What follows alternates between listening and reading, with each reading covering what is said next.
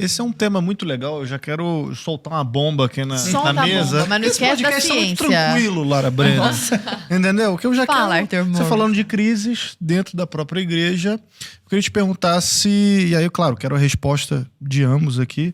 Se na época de Lutero, então, a igreja estava em crise ou corrompida, como dizem.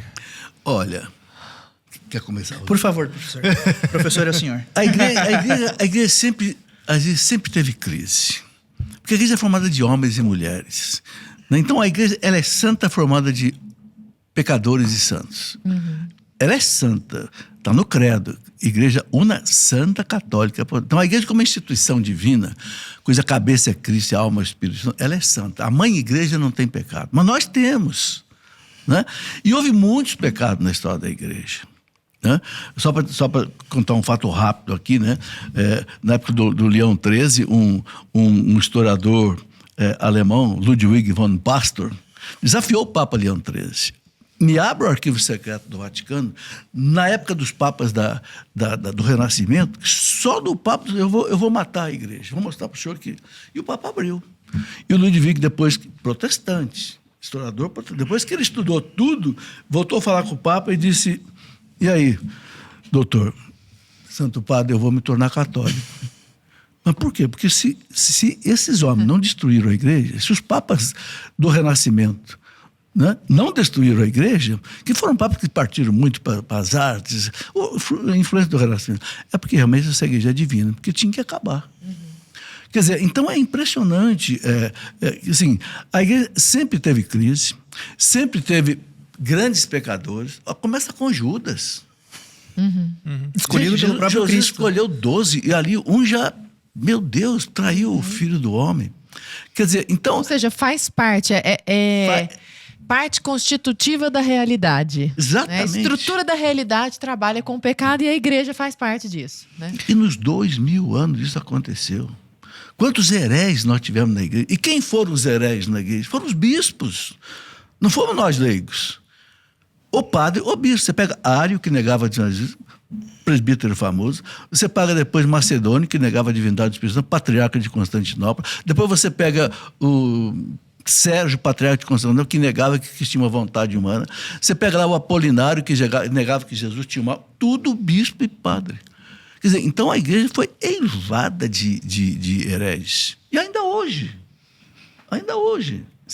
Mas o Cristo sabia que a igreja ia passar por todas essas vicissitudes. Eu acho que para deixar claro para nós é o seguinte: quem guia essa igreja sou eu.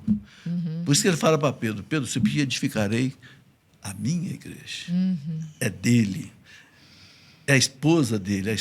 O Apocalipse termina, né, com essas bodas do Cristo com a igreja. Eu vou cuidar dela até o fim. Deixa comigo.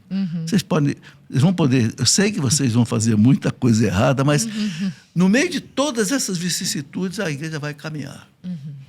Então, a citação... Eu até escrevi aqui nesse livro, porque vale a pena dizer. Um bispo doutor da igreja, que morreu em 376, Santo Hilário de Poitiers, ele dizia assim: a igreja floresce quando é perseguida, triunfa quando é oprimida, progride quando é desprezada e fica de pé quando parece ser vencida. Quer dizer, os doutores da igreja de Santo Hilário, a igreja sempre teve essa certeza. Né? Então, na época do Lutero, o Arthur, havia muita coisa errada. Havia cardeais em Roma vivendo no Fausto, vivendo em palácios, tal. Mas a briga do Lutero, os historiadores modernos da história da igreja, eles falam que esse não foi o problema do Lutero. Lutero esteve em Roma, ele conheceu tudo isso, mas isso não foi... A questão das indulgências não foi a gota d'água do Lutero. O Lutero não aceitava a igreja como instituição, não aceitava o Papa, tanto é que a briga dele pesada foi contra o quê? Contra a igreja e contra o Papa. Né? Então, é uma história que é mais longa. Aí, eu acho que seria um programa inteiro para vocês tratarem Mas disso. ainda falando do Papa, por que aceitar a infalibilidade papal se a gente tem papas com essas histórias tão doidas? Aí é uma coisa muito importante. Infalibilidade não quer dizer impecabilidade. Olha que legal. A infalibilidade tá de acordo... Perdão, professor. Fala. A infalibilidade tá de acordo com o cargo que se ocupa, não ao homem. Entende? Por exemplo, vou dar um exemplo bem claro. Você sabia que, por exemplo, um papa tem 2 anjos da guarda? Não. Tem o anjo da guarda do Bergoglio e tem o anjo da guarda do papa. O que é Bergoglio? Bergoglio é o Papa Francisco, perdão. Ah, tá. É o nome do homem. Ah, eu nem sabia disso. Só minha ignorância. Então, por quê? Porque existe um homem que está ocupando a cátedra de Pedro e existe a cátedra de Pedro, o Papa. A infalibilidade papal, dogma proclamado no Concílio do Vaticano I, não está dizendo que aquele que ocupa o cargo de Papa é infalível, impecável, inerrante. Se o Papa disser que 2 mais 2 é 5, ele está errado. Então, um Papa, como homem, e quando não fala como doutor universal, ele pode cometer erros e equívocos. Onde que ele não faz?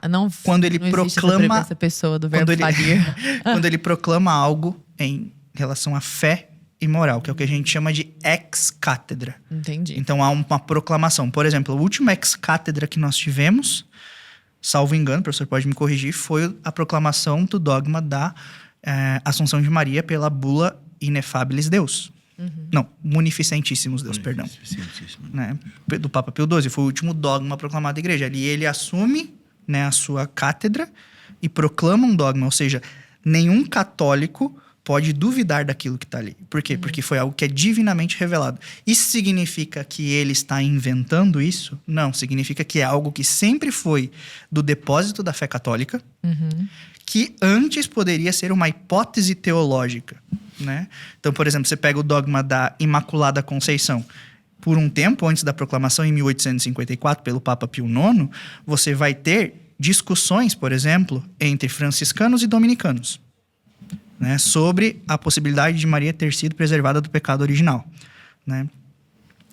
Só que chega um momento que a coisa vai caminhando, e o próprio povo pede, ponha um ponto final nisso, pedindo ao Papa. Então, se escreve ao Papa, as pessoas solicitam ao Papa. Inclusive, hoje, há solicitações, por exemplo, ao Papa, para que se proclame o dogma da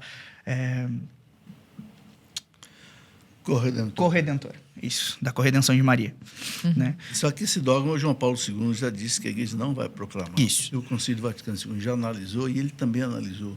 Ele recebeu 5 milhões de pedidos, mas ele disse que ele achou que não era conveniente proclamar.